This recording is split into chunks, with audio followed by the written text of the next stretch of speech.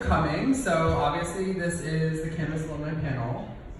So these are our awesome alumni. And so what we're going to do is we're going to have you guys introduce yourselves. We have the presentations you guys sent to us. So we're going to flip through those as you guys want to just talk a little bit about yourself, introduce yourself, what your concentration was, when you graduated, just like a little bit about what you're doing now, what your interests are, and that kind of stuff. Sweet. Great, thanks. So I think we need to pass. Okay. We have to pass. There's only 3 mics, unfortunately. Hi, I'm Farah. I graduated a year ago. It's my first time back. After I graduated, I traveled for a few months, which I recommend to take a break. And then I started working at Sagman Walsh. I started as an intern, and I'm now a designer. These are some projects from my time at school, which I still show, and they're my favorite. This first one is for if anyone took independent publishing with Duncan Hamilton. It's just a random publication that I made. It's called Mugshots. I had a bunch of thrifted mugs, and I just imagined what kind of people owned them and sort of did this whole series that was a lot of fun. And those are all me, even Bubba. And this is a little store that I made. It's like a made-up store. I wanted to make physical objects, and they're all very literal. So cigarette butts with little butts on them, and dye that you can roll and find out how you're gonna dye, and a belt that's belting, and a helmet. And then I made like branding that these objects sort of lived in. And this was a project I had going on. Like, meanwhile, I was doing my thesis with Valentina, which she'll probably show you, where my friend and I passed back and forth some zines. We wanted to collaborate and not really collaborate, and also just play and have fun and explore editorial work and really just like have a no pressure time to ourselves to make stuff. So we passed zines back and forth and never talked about it. So on the left, you can see like week 1, Adam, week 2, Farah, week 3, Adam, week 4, Farah. And that was the process with each zine, and like the themes for them were topics that we think are involved in collaborative processes. So trust, power, vulnerability, stuff like that. So this example is trust, and it was really fun. We just made a lot of really weird stuff and never talked about it, and just sent each other salty selfies. So that's that. That's my work. Hi, my name is Ariel Davis. I graduated in 2016 with an illustration major, and graduated, did like a bunch of different things for a while, worked in-house places, kind of had some like part-time jobs with like the goal to be freelance, and then I started freelancing full-time like a little over like a year, like maybe a year and a half ago now, and that's what I do now. I do freelance illustration. I do a lot of editorial work, and neither of these are actually editorial. I do other stuff too. I do like, that's an album cover, and that was just like a poster for a venue. And I have been consciously trying to expand outside of editorial. It's a movie poster. That's something that was editorial for a client. And I think editorial is really how I mainly make my income, and then do like other stuff in the meantime. But it's nice being able to have like creative control and to be like making work all the time. Those are both editorial stuff. And yeah, that's mostly, I have like mostly experience with like freelance. If you guys ask me any questions about that. So I think there should be one for this and a couple of backgrounds. Hey, I'm Hernan Ayala. I graduated 2017 graphic design. Right now, I am a graphic designer and art director at Atlantic Records, mostly doing album covers, single artwork, like the stuff you see up there. I also also have a little practice that I work with my friends called Sabroso Projects. It's an art and design practice based on politics in Puerto Rico. And our most recent project was creating the Puerto Rican identity, where we created passports for people, and we issued these passports to whoever applied to our little embassy. These are like the posters calling out for the passport performance. That's the installation. You can see the passport up there. Did also some bills, because yeah, money, identity. Yeah. And we also did. That's it, right? That's it. Yeah, 3 sides. Cool. Yeah, that's it. Hi, I'm Christina Hellman. I'm sorry, I have a little bit of like a lingering cough if I just like first like make away. I graduated in 2015 as a design major. I kind of flipped back and forth between art direction and design. I worked in advertising. Right after I graduated, I went to RGA for a year. Then I went to some agency called, it was at the time Figlo and Partners, but now it's Fig Agency for about a year and a half. Freelanced for a little bit, did about a year and a half at McCann, and then in January I quit, started freelancing again, so I'm a full-time freelancer right now. Right now I'm at Johannes Leonardo, been there about a month, probably gonna be there a little bit longer. Yeah, I'm freelance, it's fun. This was a project I did at RGA a long time ago for McCormick Spice. This was my main client for a solid 8 months of my life. And it was reimagining the brand and like these classic packages that are really iconic, but like really focusing on what's inside the package, because their only brand equity is this little bottle and red packages and things like that. On the side, I do a lot of illustration work personally, just gotta clear out your system. Advertising is not the best design you will ever do in your life. So illustration-wise, this was my 36 Days of Type from last year. If anyone's doing it this year, it's happening right now. Today was 0. So ready for this to be over. 9 more days. Every evening.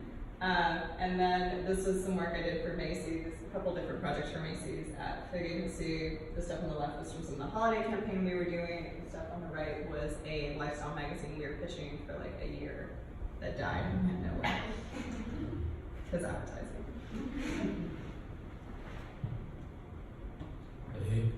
Hey, I'm Andrew. I graduated in 2016. I majored in graphic design, and after graduating, I worked at like a small digital agency for about a year, and now I work at Droga 5, which is an ad agency in New York. I've worked on a bunch of semi-interesting clients like Hennessy, like Tencent Gaming, Blizzard Entertainment, Toyota, and right now I'm working a lot on like IHOP, which is really fun if any of you guys like pancakes. I'm actually, this is something I did for IHOP at Droga for National Pizza Day. We created the Pankizza, which is just a pancake in a box. And I did all the illustration and the box art for it, which was fun. We made like a fun commercial for it, and we took over Bleecker Street Pizza in Manhattan and sold. We gave out free slices of Pankizza, but this was really a cool project. I do this thing outside of my job, kind of like Hernan does with Sabroso Projects. I have a independent publishing and like art practice called Love Cult that I do with my friend Johnny, who I met at Pratt, and also we've been reaching out recently to other artists to sort of collaborate with. And we do a lot of like zines. So the one on the left is called Christ Air, and that's a bunch of pictures of Jesus skateboarding that I drew. The one in the middle is called Phantom Lover, and that is a very kind of complicated stream of consciousness sort of examination of ideas around like social media and identity and like the interesting relationships we have with our phones. And then the one on the right is actually a zine I made because I was like head ass in love with someone, and it was like all about being in love and gushy feelings and stuff like that. And then this is something I did in school actually for Phil Lubliner's class. Did you guys have Phil? So he works at Alumni with Gary Fogelson, if he still teaches here. No? Okay. Anyway, so this was a identity I designed for the Cooler, which was a club in the meatpacking district that was known for having, it was actually in an old meat locker, and it was like known for being an extremely diverse group of talent. Like they'd have African Babada play one week, and then have like Sonic Youth play the next week, and then have like, you know, video art show. So it's like a very sort of unique space. I just kind of wanted to do something that focused on like the heat and intensity and the sort of fun of live music. Yeah, that's me. Hi, I'm Jess Kylie. I graduated in 2018 and I was illustration. During my time here, I got an internship. I actually had 2 different internships at the same time, and one of them was with a brand Nutrafol, and it's called a nutraceutical company, which is like natural vitamins that aren't really approved by the FDA, but they don't have to be because they're natural. So they were going through a rebrand. They were going through a rebrand, and they wanted me to do botanical drawings, more of like a scientific type feel to them. Not really what I was used to doing, but I like drawing like that for fun. So that was all the drawings on the left of all different ingredients that are in their product. And they took, them, like, put them into their ads.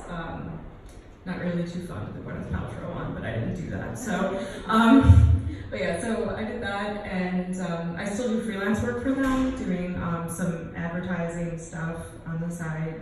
I did some packaging work. I don't think it actually got used, but I got paid for it, so I don't really care. And then after that, I was in the design show at the end of the year, and I met Barbara Nessum, who was actually a pioneer in digital art. And she actually graduated from Pratt in '62. She just turned 80 a couple of weeks ago. I've been helping her color correct and archive all her images for after she's not around anymore, which I know sounds kind of morbid, but she knows. So, and she did a lot of feminist art. So these are basically just showing like the before and after. Like that book is literally falling apart. There's some I can't even open because they're like, if you touch them, they'll just like crumble. But, and I actually have an interview next week to do some illustration work for 3 months with a website. So we'll see if that happens. But yeah, so I've basically just been doing that. It's been really fun so far. Hi, I'm Valentina. I graduated last year. I was a graphic design major, and soon after graduating, I did a lot of freelance work, which was okay, like work at a variety of places. And then finally in like November, I got like a solid job at a studio, which was interesting, but not really what I wanted to do. And now currently I'm working at the Museum of Art and Design. And my work, that's what I've been working at the Museum of Arts and Design. And it's really interesting because we're like at a point where we're trying to like change the brand from like the inside out, because it's kind of outdated. It was done by Pentagram like in 2007, so it's like kind of constricting. But at the same time, it's really fun to work within those parameters and like do my own stuff. And I do some animations for Instagram, which has been really fun.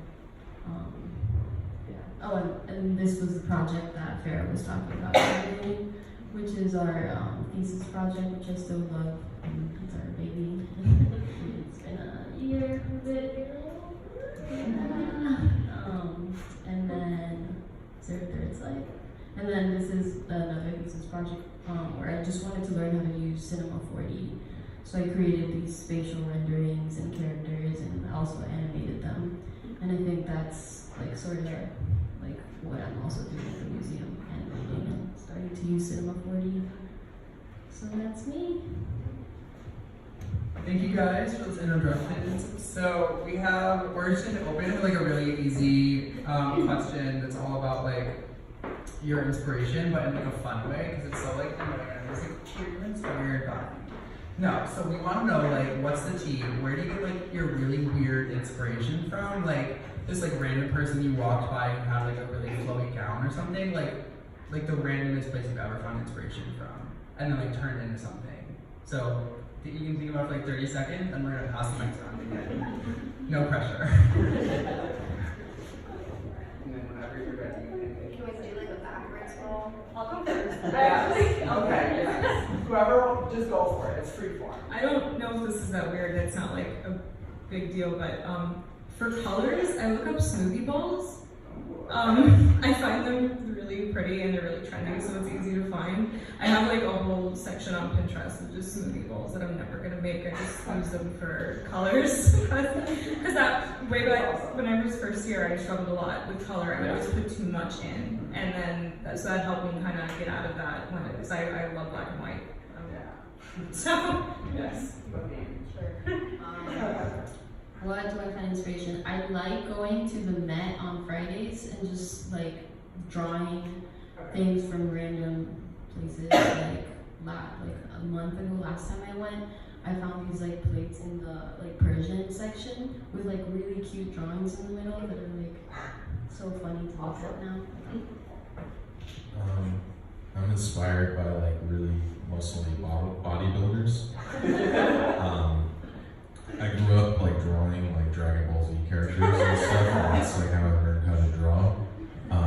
And I remember like this very vivid memory of like working on an illustration project actually here at Pratt and trying to draw this like beefy dude, and I was like, fuck, like I can't figure this out. I gotta like find some good reference. And I just watched this. I watched the documentary Pumping Iron, which is Arnold Schwarzenegger, and it's like the most insane movie I've ever seen.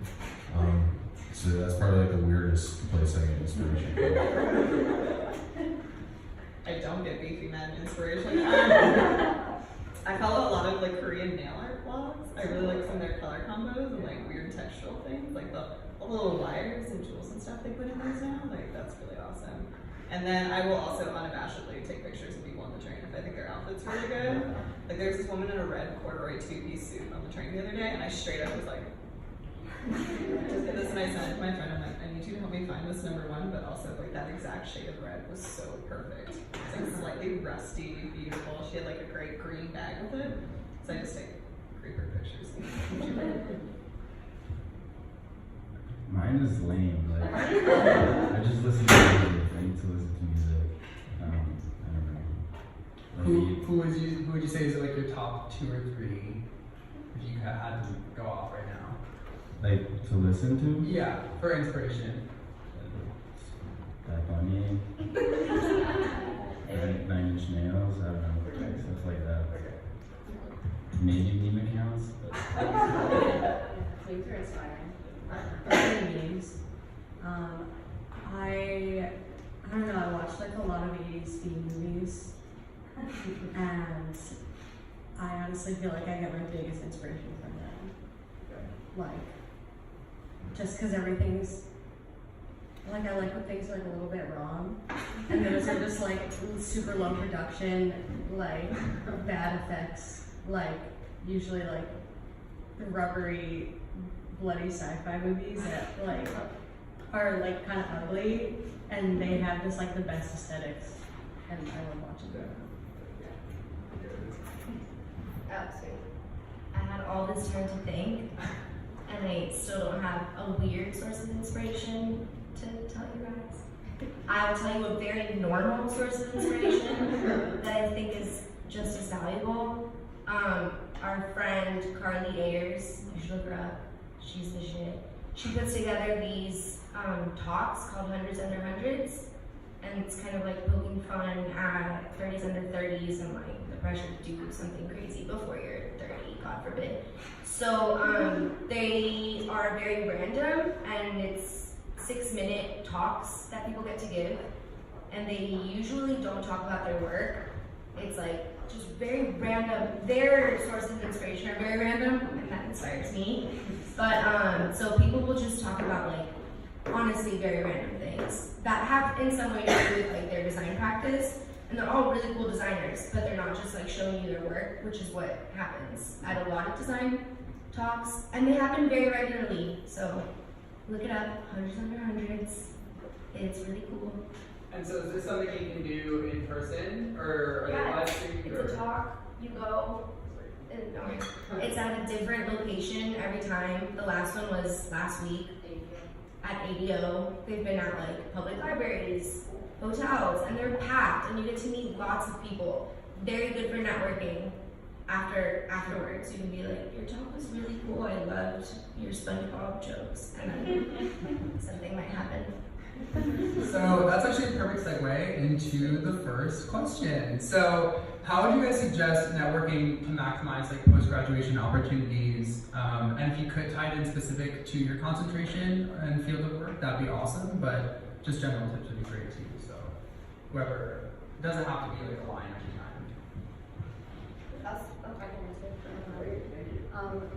As far as like illustration goes, there's like, I mean, depending on like the kind that you want to do, you're So sorry. on jump rope right now? Yeah. We're gonna move this. Oh, okay, yeah. This is easier. Sorry. This is so much easier. As far as illustration goes, depending on like what you want to do, there's like, it's like a pretty small community of people who does it, and like,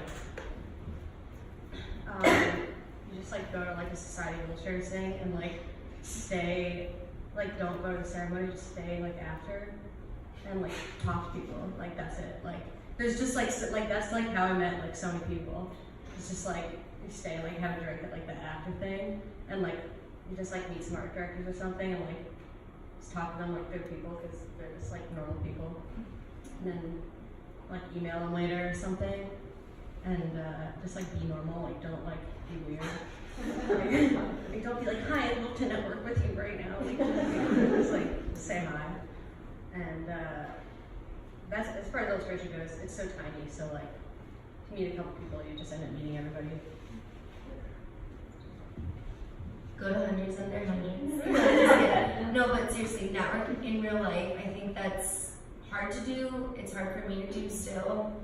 But I think that's where you can make like the most impactful connection because they can see how like charming and cute you are, and that makes a difference because at the end of the day, I think a lot of studios and people who are looking to hire, there's tons of good designers, like seriously, an abundance of good designers. So they're really looking to see that you're gonna vibe because you're gonna be with them all fucking day, every single day. So yeah, I think showing that you're normal, like a good weird normal, yeah, right, and like don't think that you're like some lesser person because I think they can feel that vibe and it's not necessarily like a good thing. They want someone who's like, let's do this, like let's work together. I just graduated, but that's okay because I still have lots to offer. So network in real life, be normal, and a little weird. That's it. I think the interesting thing is also like she said, there's an abundance of good designers and good illustrators out there. It's really important to find kind of your voice and your point of view. I find like it's really hard for me to just go to like a design event and be like, hey, I'm Andrew, I'm a designer, because that doesn't really say much about you. I find it's way easier to network when I'm like doing something like with like my side project, Love Cult, like a Mad and Art show, like I've made zines or t-shirts and I'm like doing something like selling them and people are just coming up and interacting with my stuff. Like that situation for me is a lot easier to network because it feels a little less intense. Like it's a little easier to kind of break down those barriers and just be a person when you're like showing your work. And it's also something that like people already have an idea of what you do. So sometimes just like doing something and making it and like trying to produce it into the world can give you an in to talk to people in sort of an interesting way. So having that sort of outlet outside of just like going to an office every day and working can be really helpful to actually help you meet people. So I feel like adding to what Farrah's saying, like going to events is a little intimidating, like how you start talking to people. but also just like asking people about their work and questions like usually gets them like sharing and like getting coffee. Like our friendship with Carly, like sort of also it's kind of a mentorship. We'll just get coffee with her and we'll just ask her like what do I do now with my life, and like it's similar to this, like she's giving us advice and it's really helpful. And also just like being a human, like just because a person is like kind of famous in the design world doesn't like they're just a human, like just talk to them, become friends with them. It's like kind of like dating. Yeah. I think building off that, trying to find like even early on, trying to find a mentor, someone that like maybe isn't even necessarily doing what you do. One of my best friends that I made really early on in RGA is a producer, but she has been advertising for 15 years at this point. She was a really good resource to have, and like she introduced me to all of her friends, or when her, like she's working on stuff and she needs a designer and art director, she's like, oh, you should talk to this person, or even at parties she throws, she's like, they're in advertising, they're in advertising, they're in advertising, and like meeting that network out. Having someone who both like understands what you want to do and like what your goals are, and having them make some of those connections for you can be really invaluable. Also, highly recommend Working Not Working. You should all be on it. Their events are great. It's way better than LinkedIn for anything you're going to be doing in the future. But some of their events are really excellent. Like, it's a really good chance to network in person. Yeah, I was actually going to say Working Not Working, because I mean, I'm not that great going at events at all, but at least in my experience working somewhere, like interning, my first intern at MTV, I would just talk to everybody there, like everybody. I didn't care if you were like a big shot out there. You talk to somebody, and then that would just initiate a conversation, and then it would become a friendship. So, just don't be afraid to like talk to people. But yeah, get to Working Not Working. It's a really good way to read about like famous designers and normal people. So actually, Andrew, you brought up a really good point about like balancing professional projects and personal projects as a way of networking tool. So that's actually our second question: is how do you find time with all the busy things, going to networking events, working full time, to be able to work on passion projects? It's actually something a lot of you guys had in common. Everybody pretty much has a lot of passion projects outside of professional projects. So we would just love to know, like, how do you find that balance? Okay, I'm just gonna say, the second you get out of college, you have so much more free time than you did in college. Like, that was the biggest shock getting out of college, especially in the summer. No one really works full weeks. Everyone kind of takes like half days off or takes Fridays off. You are suddenly going from working like, honestly in college, probably 100, 120 hours a week to like, even at a bad job, 60 hours a week. Like, you find you have so much more free time. You actually get to like, you leave at a certain point, and then generally the work is done. So you have your evenings, you have your weekends, you have like holidays off. You're not doing homework all the time. So like, you actually do have a lot more free time for passion projects than you would think. And like, so you have to know like what hours really work for you. Set aside time, treat it as a real project that you're doing. Like, pretend you're paying yourself, whatever you need to do to like actually set that time aside to get your personal projects done. But you will find you have so much more time than you think you do after college. Oh, really? Yeah, like. It depends. I was working at a full-time office job after college. If you're freelancing, I do imagine that would be rather different. Yeah, it's just, no, that is absolutely true about having a job at a place, and that is a huge, like, everyone's like, oh, I'd like to freelance, it's so flexible, and it's like, that's so not true. Like, this schedule is like, actually, can be like so insane, and like, a really hard pace to keep up with sometimes, and like, sometimes I'm like jealous people have normal jobs, because like, you go home at the end of the day, like, no one's like, hey, like, emailing you at like 4 o'clock, like, oh, can you get me like this final actually tomorrow at like 8 a.m.? And then you're just like, okay, like, that's my whole night. There's also a huge difference between like freelancing in advertising like full-time versus like projects like you're doing. So yes, totally. It's, yeah, like, you're freelancing, but at a place, like, at office. At an office. And like, and that's sick, because like, you get holidays off, like, you get weekends, like, you get, like, I feel like I'm always working holidays, like, to get things ready for when the holidays are over, when everyone else gets back to work. And then like my schedule's so crazy weird, but like, that's just something to consider if like you want to do full-time like, freelance projects like this. But that like, I have to like structure my schedule differently to work on personal projects. Like when I knew that. And like, I thought I was gonna have like a lot of free time, but then like you actually don't, or you just have like super weird schedule. But it's still possible to do that because I guess like what I do is like I just like say no to some stuff. Like say no to like certain projects that I think are gonna like ruin my life.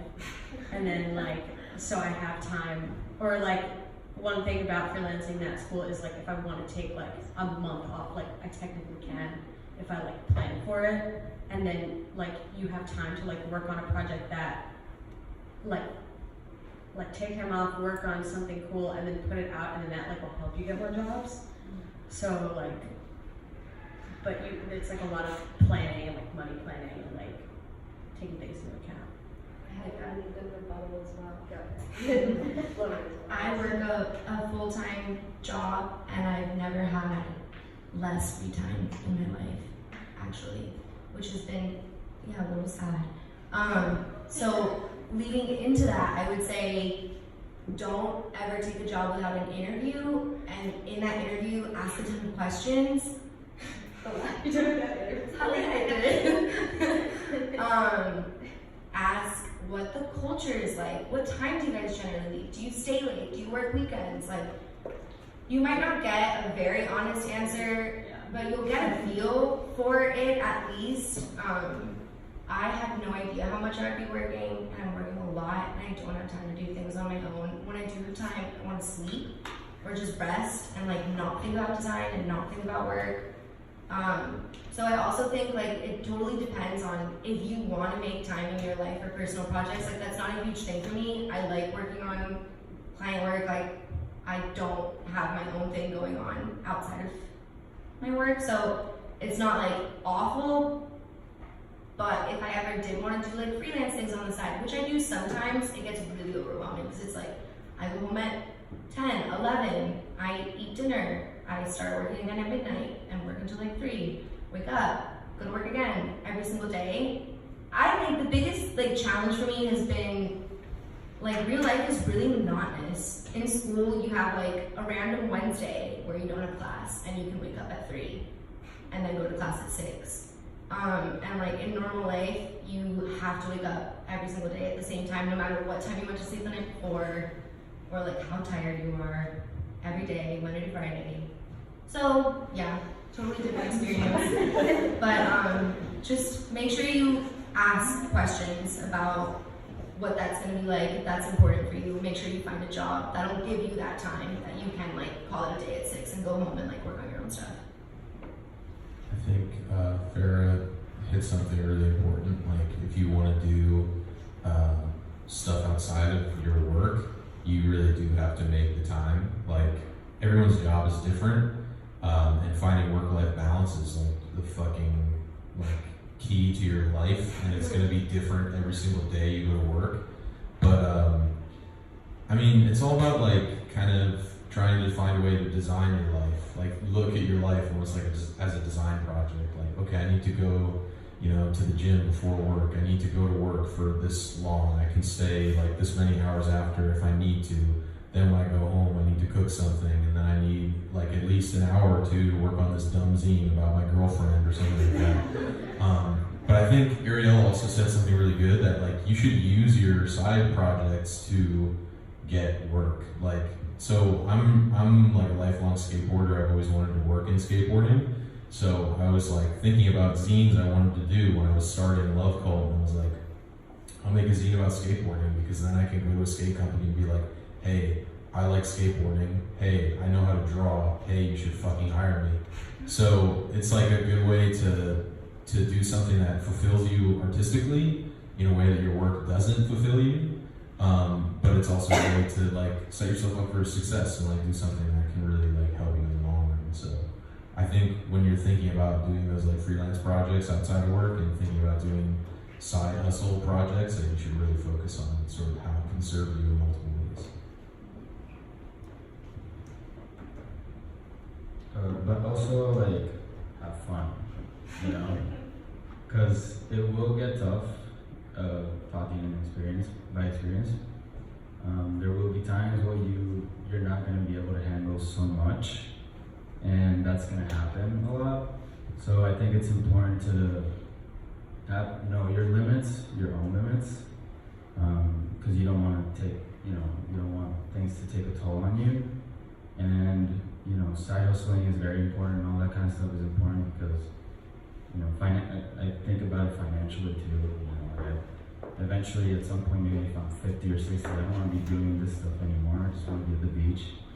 So, I think it's important to just know your pace, know your limits, say no to things, but say yes to things that you actually want to work on, that you think are good for your portfolio and can help you grow as a designer or an illustrator. So, just have those things in mind. So I think that actually ties into a question that got asked a lot. When everybody registered, we had them ask questions, and one of the things that came up a lot was how to balance mental health and anxiety, feeling overwhelmed, feeling a sense of depression when you're not happy with your work, or all those kinds of things. And I think a lot of the students here now are experiencing that a lot. With some of the classes, everybody's pushing themselves so hard, especially when finals week is right here. So how would you guys, if you had tips or suggestions for that? So when I was here, I did a lot of work about my mental health issues because I've been dealing with it since I was 13, and I'm 30 now. I just went to school late, so it's been a long time. And when I got here, I felt really out of place because I was so much older, and even though no one really knew, it was something I struggled with, and I still struggle with it. I actually utilized health and counseling here. I really liked it. I know some people haven't had as good of an experience as I have, but so I saw my first therapist here that I'd seen in a long time, and then I transferred to somebody off campus that I actually still go see every week, same person. Even though I now live in Poughkeepsie, so I commute, but I go before I go to work. And I think therapy, even if you're not really depressed or anxious or anything, can really help just to vent. And I know you have friends for that too, and I do the same thing, but sometimes it helps coming from somebody who has more of an objective standpoint, who wasn't there going through the same thing. It was really helpful to do that. So I encourage people to be open about it because I don't think it's that big of a deal. And I know a lot of people, especially it seems like people who do art, really struggle. And I think that it's a lot of the self-critic too. I know for me that's a lot of where it came from. So I just think utilizing therapy, if you can, I know it's not possible for everybody, it's really important to keep you sane. And like I said, I still go. And one of the big struggles I've been having now is even though I have a good job and it pays well and it's helping pay back my loans, I'm not wanting, I'm still not totally happy where I am. I want something more creative, so I've been applying to a lot of different places, either for graphic design or just freelance illustration work. And I have gotten told no maybe twice. The rest I just don't hear back from. And I think I'm up to 40 applications or something, and it's tough. So and I know some people get things right away, and that's awesome. I'm so happy for that person. But it has been a struggle even mentally, just being out of school trying to do this is tough. It does wear on you. The first time I went in, I'm I'm gonna apply for jobs, and then 30 jobs later, and I'm still not. I still don't have the one I want, which might not be the case for a while. But anyway, I'm sorry, I went on for a long time. Yeah, so that's my advice about that. Just if you have somebody you can talk to, really talk to them and be honest, or put it in your art. I know that's cliche or whatever, but I enjoy doing that. I really agree with going to therapy, but also personally, I really like exercising. I think moving, because we're graphic designers, we're just at a computer all day, and we're really stoic. So moving around and doing something to exert your energy in a different way is also really helpful. It helps me clear my mind a lot, and yeah, that's something that I personally do. I definitely agree with both of you. I've been going to therapy for pretty much all my life. I take medication, shit like that, but I find that it's really important to think about taking care of yourself in a lot of different ways. It's really hard to do as a student, but going out and exercising, or cooking a healthy meal for yourself, or going out to a museum and just seeing something that inspires you, or hanging out with your friends, those things are all really good ways to sort of recharge your batteries. But I think the biggest thing, if I can give you anything, is like you are not defined by your work or by like, and other people are not defined by their work. Like you're a human being, you just chose to do design or illustration or advertising. Like you shouldn't let that be the end all be all of who you are, because that can, like I struggled with that when I went to school. Like I had this like complex that I thought I was only as good as my last project, and that was like totally stifling, because when I would have failure, instead of looking at it as like a opportunity to learn, it like really set me back. So don't let your work tell you who you are. Like you are the person making the work, you're the master of your own universe. So just try and take care of yourself, and like hopefully, if anything, like just good things will come if you are persistent and keep going. I mean, I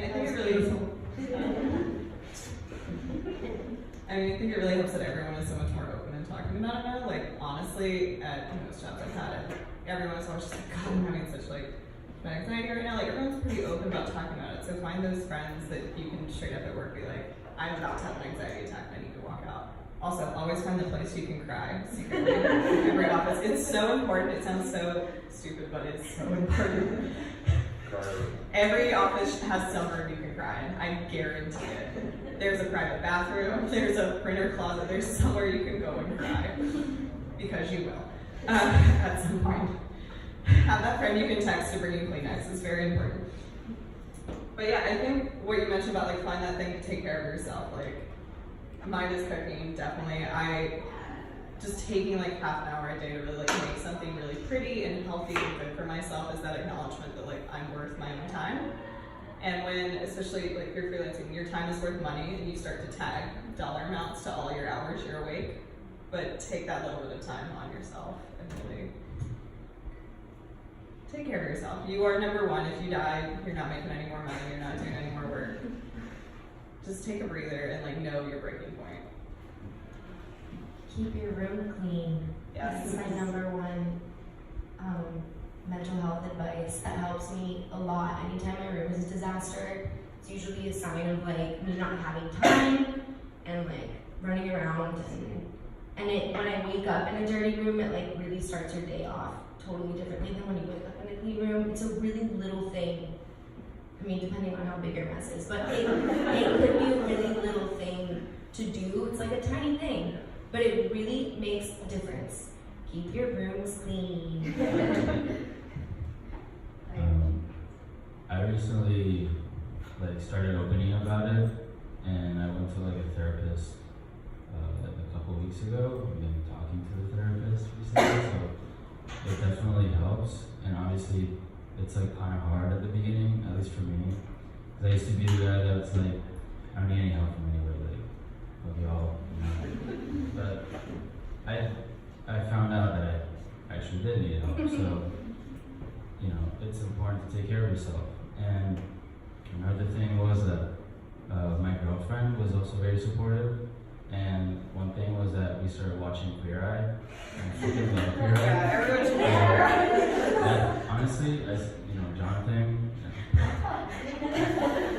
he said something about doing rituals, and I started doing rituals like every morning. You know, shower, clean your face and stuff like that. Just like maintaining yourself is important, and it eventually will make you feel better. So, no one's gonna love you until you love yourself. Yeah. Sure. You don't have that. That's not a lot.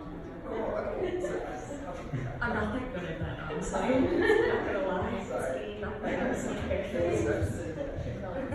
Just Jason very good at it. We all got rituals. All I do is clean my room, so I do try to clean my room. That's also by the wayside too. I'm trying. I'm working on that. I buy myself flowers once a week, just like, Oh, do you want to you know. I do. Y'all are Yourself. like so balanced with that. Like, not balanced with that. Spend like $10 on yourself once a week. Like, I definitely do that. So I think we have time for one more question. And so basically right now, I'm not sure how much you guys know, but our curriculum is in flux.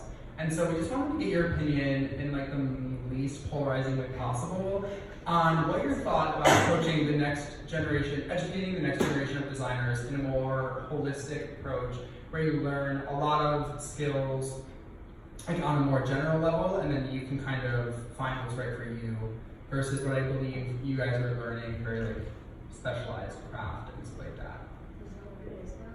What is it now? Yeah, so it's I know, very, but like, so what is now it? so it's basically each concentration gets, so advertising, art direction, and illustration. Yeah.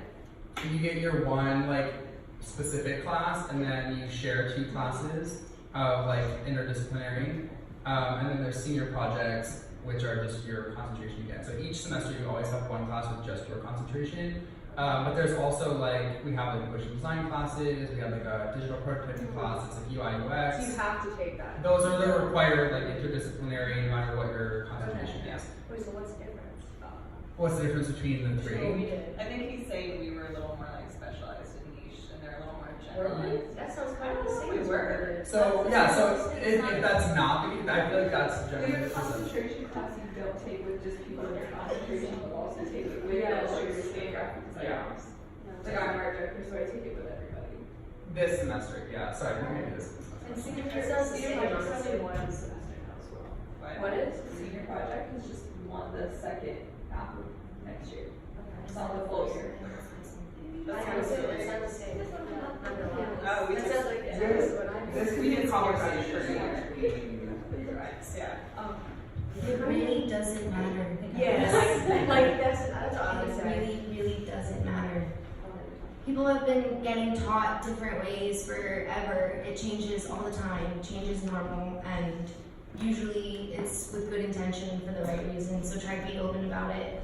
And also, like take it upon yourself to learn things you want to learn. No one's gonna teach you. Me and Valentina's project, our thesis, our baby, our child, which has brought us a lot of great opportunities.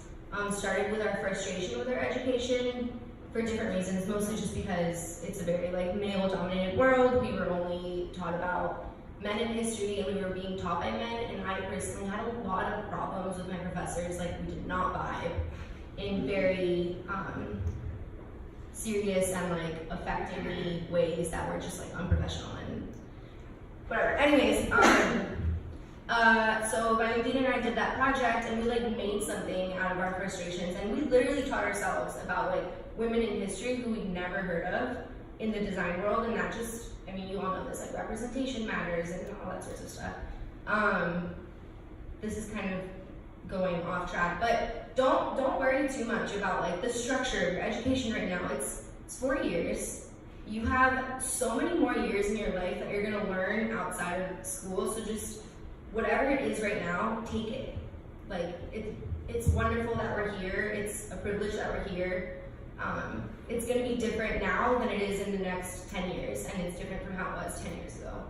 So don't like stress out too much about that. There's still, I'm sure, lots of great opportunities here.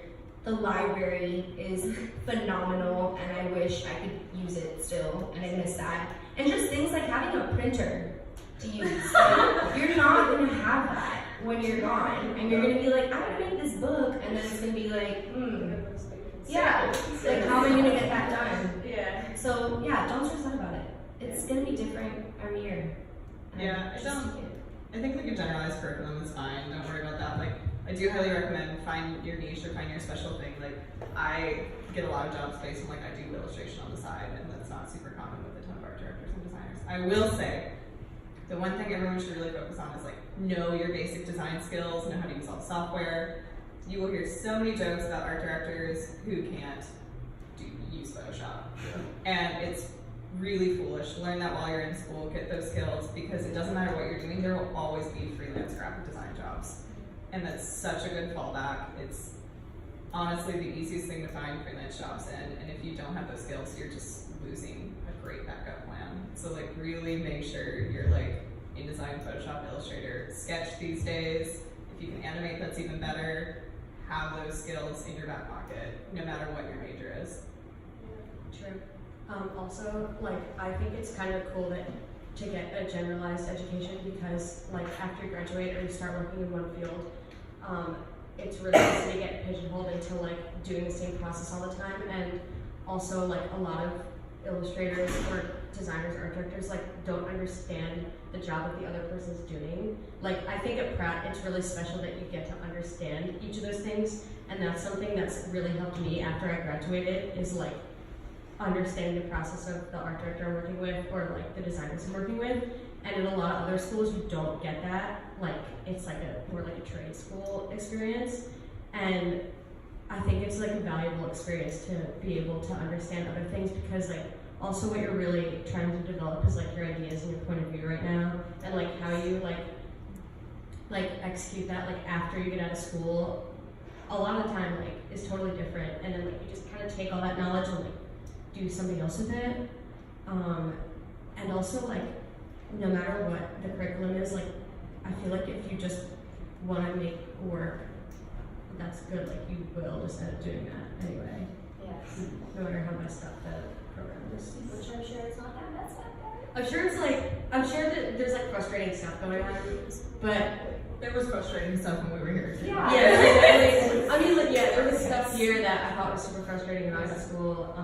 But still, like, overall, I would say, like, education that I got here is still, like compared to, like, just the thinking process that I see and, like, that other people got from other schools, I'm like, oh, like, Pratt did, like, yeah. Like I was in the first year that had the Pratt show in the gym. We were all everyone was it's flipping with the looking back, culture of whatever. It It's is fine. Yeah, it was fine. Sure.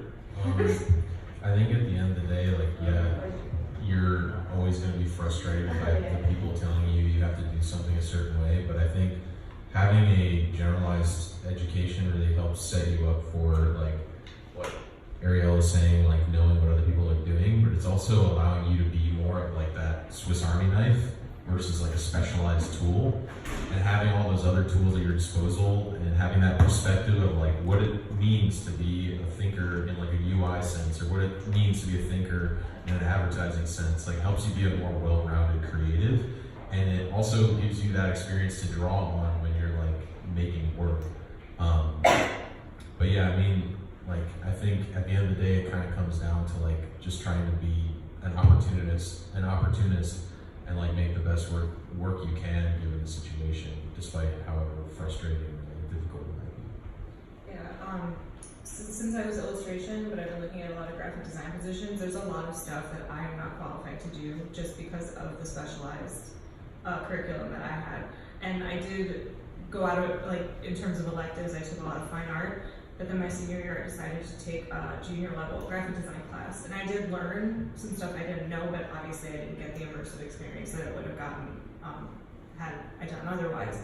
But yeah, so I think what he said about being like a Swiss Army knife is really important, and I kind of wish I had that because I didn't know I was going to want to do graphic design until I actually did it, and then it was too late. And like I'll look at things and it'll be like, you need to know how to do UI and UX, and I'm like, I didn't even know what that was. I had to look it up. So it kind of sucks. So, and I also feel like it would have been really cool to have the opportunity to know more people, because we were kind of in a bubble even after freshman year because you're with the same people all the time. And the graphic design class was amazing because I got to meet juniors, and they were amazing. Like I was like blown away by how talented they were. Like I was humbled to be in that class. So I think like mixing it up is actually pretty cool. But like we all had annoyances, and I'm sure I'm not like discounting your guys' feelings. I just yeah, it's tough, but it'll be good. Also, like, you're getting a really good base and you're not ever gonna stop learning. Like, if you want to learn a program, literally just watch tutorials and teach yourself that program. And in the real world, you're probably gonna have to like catch up, and that's fine. Like, you're getting a really good base here. Just make weird shit, guys. Like, this is the only time that you can make whatever you want. Literally, like, no matter what class you're in or like the parameters, you can make it work and like do weird stuff because everything looks the same and everyone's building the same portfolio. And when someone is looking to hire you, they want to see your thought and they want to see your values and your person and your point of view. I think that's like what you were saying as well. I think that's the most important thing, and that's not gonna come through when you do like what you think you're supposed to be doing. Don't do that. Just do what feels right, do what's fun, do what's like weird. Like, my portfolio is so strange, I feel really weird showing it sometimes, but it's done a good job. And it's like, I'm very happy with it now even. And when you graduate, you're gonna be doing other people's work, and you might not wanna be doing it. It's gonna be like boring stuff, like you might have like McCormick for a year or whatever. That's not what you envision, like when you're like, I'm gonna graduate and like take on the graphic design world. So now's your chance, and just like have a blast and have fun and do weird stuff and make it wacky. Yeah. Okay, so I think that's the conclusion of panel. So now we're going to move to the brunch section. Wait, did anybody do Oh, yeah, Q&A. Oh, sorry, just kidding. I jumped the gun. I'm literally a little hungry.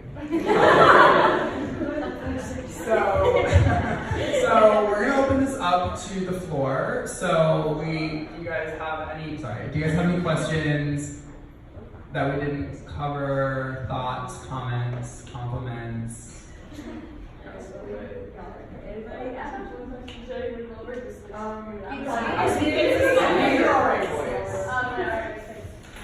So I feel like most of you guys maybe I'm assuming that you guys travel to New York to study here. Hopefully no, maybe some. So I want to ask more like a personal question as far as family. Like, how do you balance that out between work and like going back to family and making time for what you find valuable as far as family?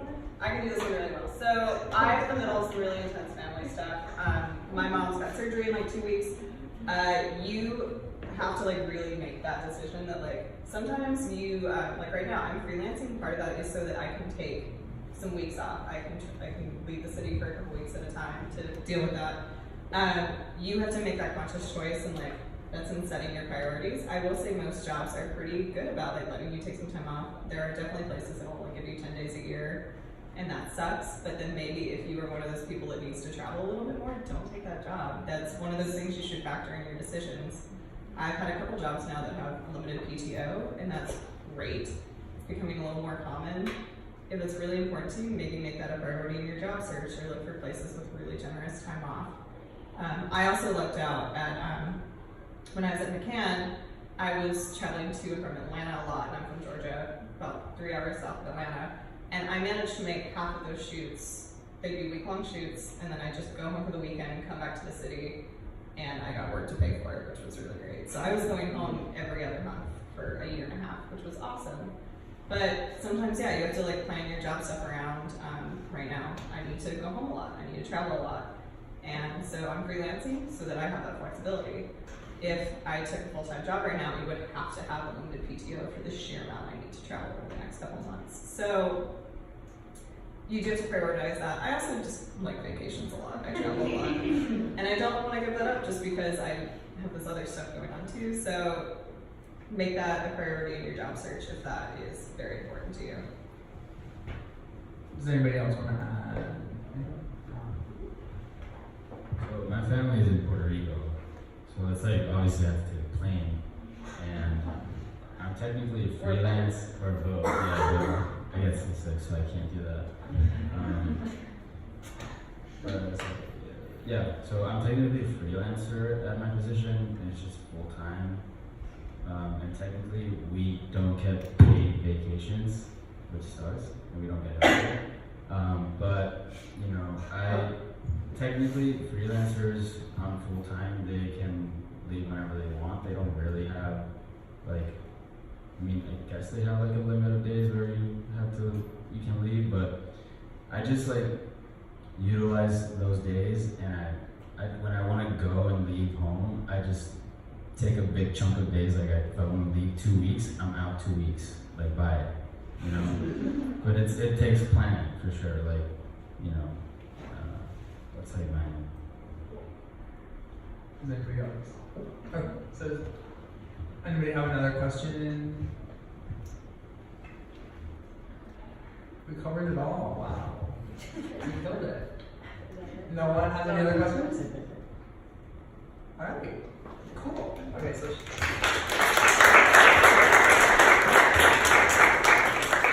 So thank you guys so much for we all found it really informative, and it's really nice to speak to people who've been in our shoes only like a year to 4 years ago. So now we're having a brunch. It's all set up on the 3rd floor of Pride Studios. It's a little weird to get to, but we can all go over together. There's t-shirts over there if anybody wants to grab them. Also, you'll look out for an email from the department over the next few days to get a little something for you, and Alicia will be coordinating that. Yeah, so just thank you. Come down to the 3rd floor. We have all of our